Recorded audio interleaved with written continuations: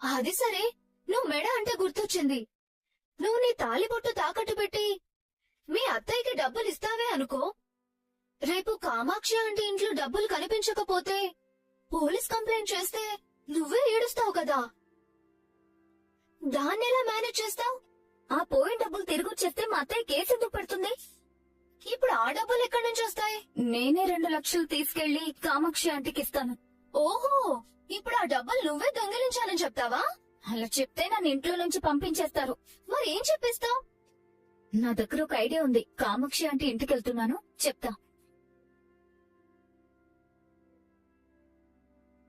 ఇక్కడికి ఎందుకు తీసుకొచ్చావే? తాళ్లి తాకట్టు పెట్టాలంటే అదే డిజైన్ తో ఒక రోల్ గోల్డ్ డూప్లికేట్ చేయించాలి కదా. డూప్లికేట్ చేయిస్తావా? మెడలో పసుపు దారం వేసుకుని తిరిగితే ఇంట్లో డౌట్ వస్తుంది కదా. ఏంటో నీ ప్లాన్స్ నాకు అస్సలు అర్థం కావు. నీ గొయ్య నువ్వే తవ్వుకుంటున్నావు. అంటే ఇప్పుడైతే ఇంట్లో రోల్డ్ గోల్డ్ చైన్ తో మేనేజ్ చేస్తావు, ఇలా ఎన్నాళ్ళు మేనేజ్ చేస్తావు? ఏదో ఒక రోజు నిజం బయటపడుతుంది కదా, అప్పుడు మళ్ళీ ఇంకొక అబద్ధం చెప్తావా? లేదా ఇంకో కొత్త డ్రామా స్టార్ట్ చేస్తావా? ఇప్పుడెలా బయటపడాలా అని ఆలోచిస్తుంటే భవిష్యత్తు తొక్క తోటకూర అని జోస్యం చెప్తావేంటి? నిజమే కదా. చాలే ఆపు, నువ్వు నీ అపశకును మాటలు. ఇప్పుడు నా దృష్టిలో ఫ్యూచరు లేదు, పాస్ట్ లేదు, ఈ క్షణం మాత్రమే ఉంది.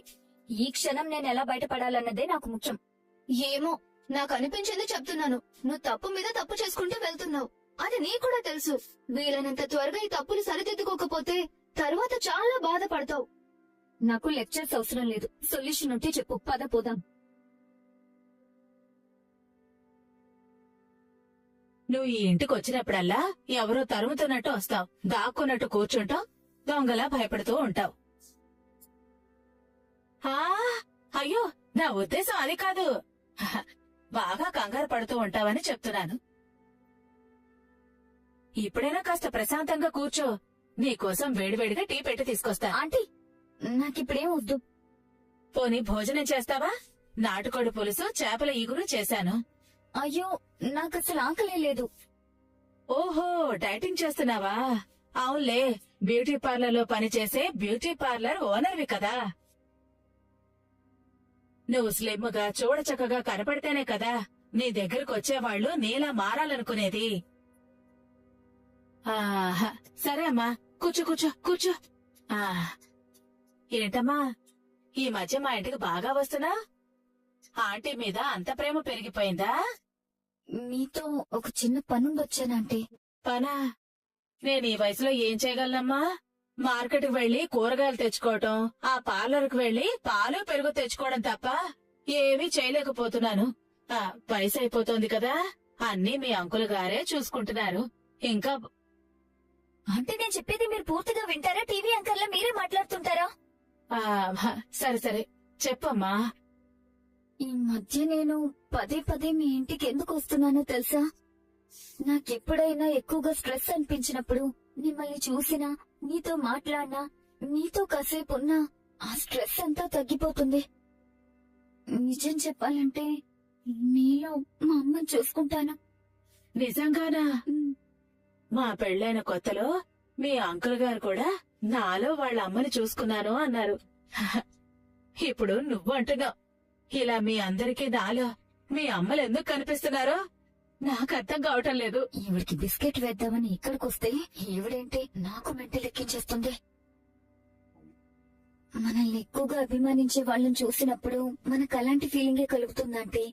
ఆయన నీకేంటమ్మా, మీ ఆయనకి పెద్ద బిజినెస్ ఉంది. మీ అత్తయ్య కన్న కూతురి కంటే ఎక్కువ ప్రేమగా చూసుకుంటోంది. ఇంకా నీకు స్ట్రెస్ ఎందుకుంటుందమ్మాయ్? ఏం చెప్పమంటారంటే, ఇంట్లో ఎప్పుడూ ఏవో గొడవలు జరుగుతూనే ఉంటాయి కదా. మీకు తెలియదే ఉంది, ఆ బాలు మీనా వల్ల ఇంట్లో ఎవ్వరికీ మనశ్శాంతే ఉండదు. అన్నట్టు నాకిప్పుడే గుర్తుకొస్తుందమ్మాయ్. నేను బాలుతో నిజం చెప్పానని మీ అత్తయ్యకి అనుమానం వచ్చినట్టుంది. అందుకునే అనుకుంటా నా మీద కోపంగా ఉంది. ఈ విషయంలో కూడా మీ ఇంట్లో పెద్ద గొడవే జరుగుంటుంది కదా? అయ్యిందంటే చాలా పెద్ద గొడవే అయ్యింది. మావయ్య బాలు కలిసి అత్తయ్య మీద పడిపోయారు. ఇష్టం వచ్చినట్టు తిట్టారు. చివరిగా మీనాకి అత్తయ్య 5 లక్షల డబ్బులు ఇవ్వాలని మావయ్య గారు గట్టిగా చెప్పారు. 5 లక్షలే? డబ్బులున్నప్పుడు నీళ్ళలా ఖర్చు పెట్టి డబ్బులు లేనప్పుడు తెల్లమొహం వేస్తుందమ్మా మీ అత్తయ్య. ఇప్పుడు ఒట్టి చేతులతో ఉన్నట్టుంది. 5 లక్షలు ఎక్కడి నుంచి తెస్తుంది? నాకు అదే అర్థం కావట్లేదు ఆంటీ. పాపం ఎంతైనా అత్తయ్య అమాయకురాలు. అవును అవును, నోట్లో వేలు పెట్టదా కొరకలేదు. వదిన అమాయకత్వం గురించి నువ్వు నేనే మాట్లాడుకోవాలి.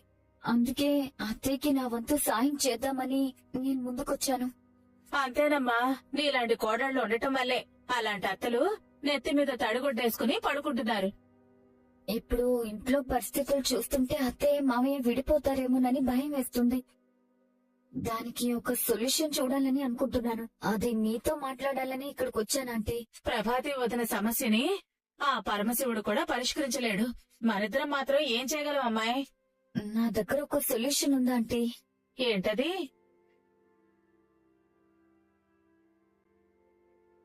అరెరే, భలే మెరిసిపోతోందమ్మాయి. మెరుగు పెట్టించావా? ఇది ఒరిజినల్ గోల్డ్ కాదంటీ, రోల్డ్ గోల్డ్. అవునా? మరి మనోజ్ నీకు తాళిబొట్టు కొనిచ్చాడు కదమ్మాయి, దాన్నేం చేసావు? ఆ తాళి తాకట్టు పెట్టాను ఆంటీ. తాకట్టు పెట్టావా? ఎందుకమ్మా తాకట్టు పెట్టావు?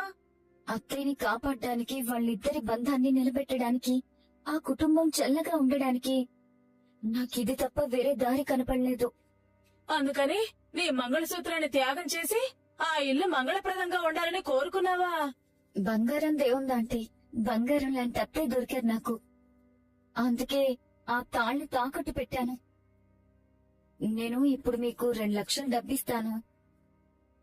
మీరు మీ ఇంట్లో పోయిన డబ్బు ఇదే అని చెప్పి అత్తయ్యకి ఇవ్వండి. అయ్యో, నేనివ్వడం ఎందుకమ్మాయ్? నీ చేతులతో నువ్వే ఇవ్వచ్చు కదా. అప్పుడు నీ మీద ఇంకా గౌరవం పెరుగుతుంది మీ అత్తయ్య గారికి. వద్దంటీ, నాకు సాయం చేయడం ఇష్టం కానీ చేశానని గొప్పలు పోవడం ఇష్టం లేదు. పైగా అత్తయ్య కూడా నేనిస్తే అది సహాయం అని అనుకుంటుంది. అదే మీరా డబ్బులు ఇంకెక్కడో పెట్టినట్టు, అవి తర్వాత దొరికినట్టు తీసుకొచ్చిస్తే అవి ఆవిడ డబ్బులేనని సంతోషపడుతుంది. నువ్వు చెప్పింది బానే ఉంది కానీ ఇప్పుడు ఈ డబ్బులు వీణ అయితే ఖచ్చితంగా తీసుండదు. మీ ఇంట్లో వాళ్ళు ఎవరూ తీసే అవకాశం లేదు.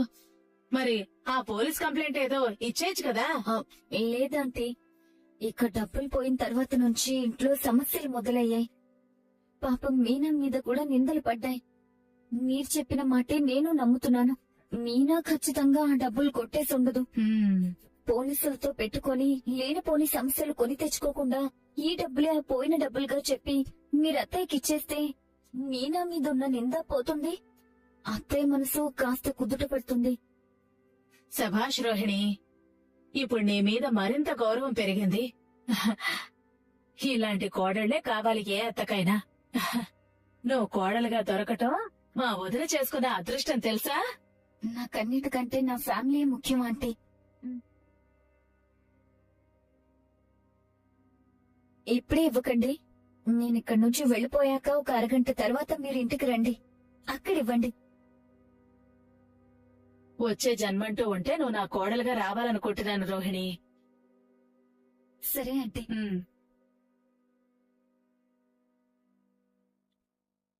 మీనా,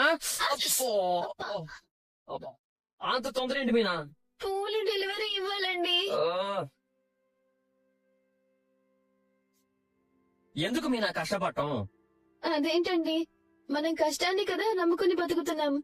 నీ పిచ్చి గాని కష్టాన్ని నమ్ముకుంటే మనకేం దక్కుతుంది మీనా? కొంతమందిని చూసి నేర్చుకో.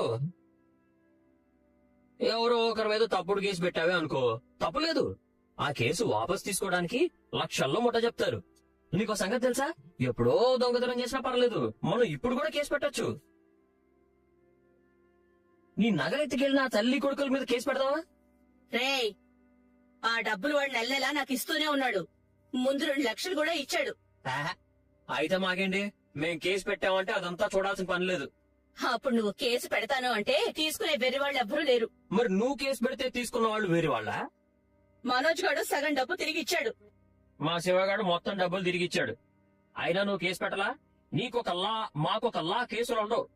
అందరికీ ఒకే లా ఉంటుంది. అందరూ కలిసే వచ్చారా? గేటు ముందు కలుసుకున్నావు నానా. ఆ బిజినెస్ మ్యాన్ ఎవరితోనూ కలవడు నాన్న. ఇలాంటి ఇంటిని వేసే వాళ్ళతోనే చేతులు కలుపుతాడు. రేయ్, నేను దొంగతనం ఏం చేయలేదు. కేసు వెనక్కి తీసుకున్నందుకు 2 లక్షలు ఇచ్చారు. కానీ వెంటనే పోయాయి. ఆ దొంగెవరో నాకు త్వరలోనే తెలుస్తుంది. ఏంటి అందరూ అలా చూస్తున్నారు?